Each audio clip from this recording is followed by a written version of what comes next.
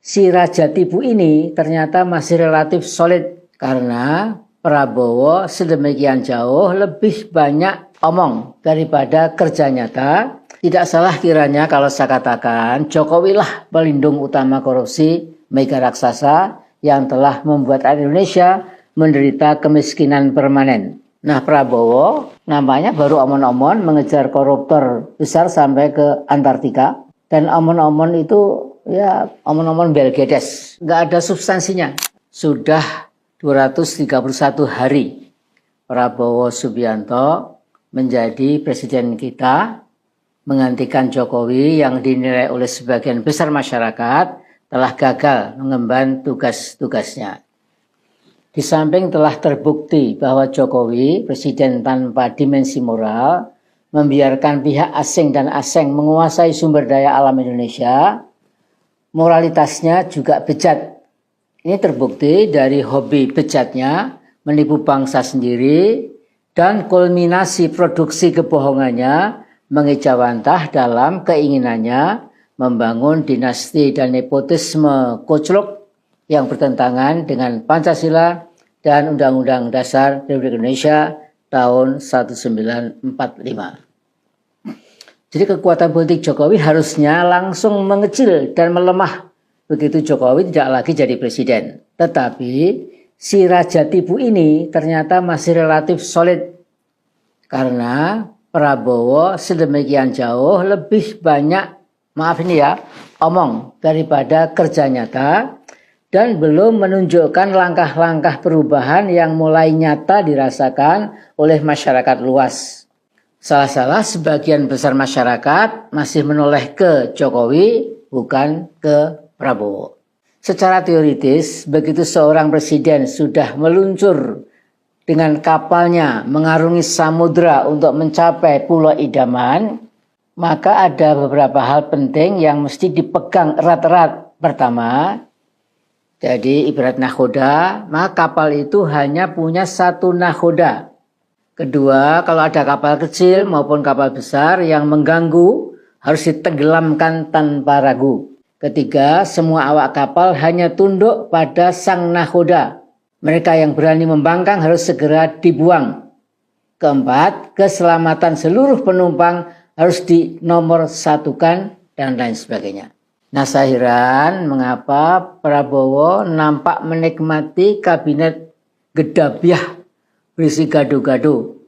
Kira-kira separuh menteri di kabinet merah putih banyak yang berwarna di luar merah putih ya. Jadi tidak punya rasa belas kasih pada bangsa Indonesia, entah kesetiaannya kemana ya, saya nggak tahu ya.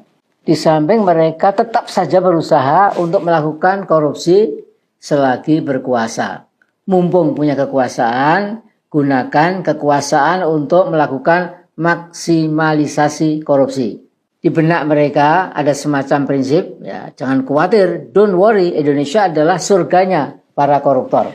Jadi ini memang keanehan yang kita temui ya, dulu sampai sekarang. Ya. Nah, kalau korupsi jangan tanggung-tanggung.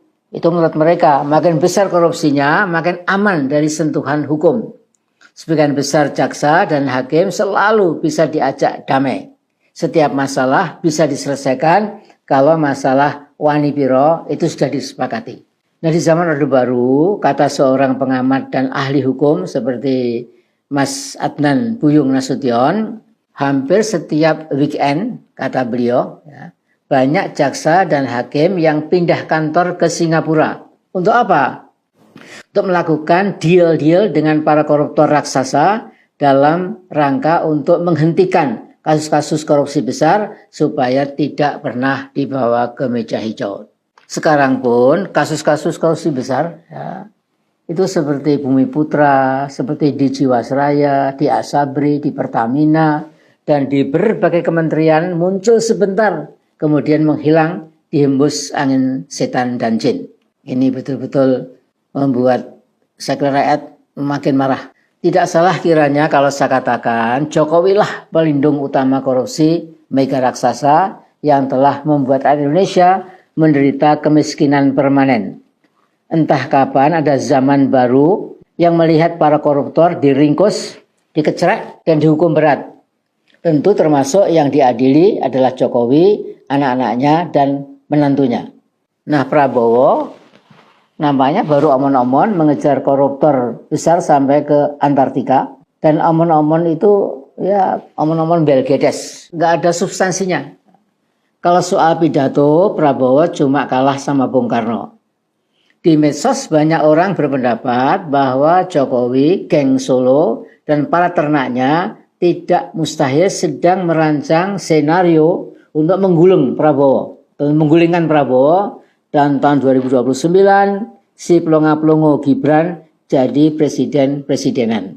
Nah, kalau sampai Oktober nanti, 4 bulan lagi, Presiden Prabowo tetap ragu-ragu mengambil langkah radikal buat memangkas korupsi berskala triliunan rupiah, beliau akan ditinggal oleh kereta sejarah. Dari segi apapun, kapasitas, ilmu pengetahuan, dan kepemimpinan Prabowo itu jauh mengungguli Jokowi. Nah, Mulyono alias Joko Widodo oleh sebagian besar netizen sudah dianggap seperti sampah sejarah, sudah tidak perlu dilindungi lagi. Bayangkan kalau kita lihat di medsos itu, Masya Allah ya, bagaimana elemen-elemen bangsa dari berbagai kalangan itu sudah menghujat, mencaci maki, menyumpah serapai Pak Jokowi ya, dengan kata-kata yang sesungguhnya tidak pantas. Jadi betul-betul tidak ada mantan presiden Indonesia ya yang dijadikan sasaran kemarahan, ejekan, sumpah serapah dari masyarakat luas seperti halnya Jokowi atau Mulyono itu. Ya, jadi Pak Prabowo, bangsa Indonesia menanti gebrakan-gebrakan Anda. Jangan terlambat. Insya Allah dengan ridho dan kehendaknya, Indonesia bisa memiliki kehidupan nasional yang lebih baik dibanding sekarang. Kami semua masih percaya pada Anda, Mas Prabowo. Jadi jangan sia-siakan harapan sebagian besar bangsa pada Anda. Mudah-mudahan masa depan kita tetap lebih cerah lagi ya, di bawah kepemimpinan Anda.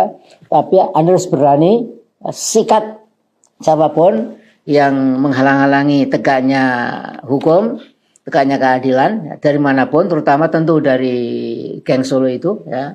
Anda nggak perlu takut lah ya, Mas Prabowo. Saya doakan. Assalamualaikum warahmatullahi wabarakatuh.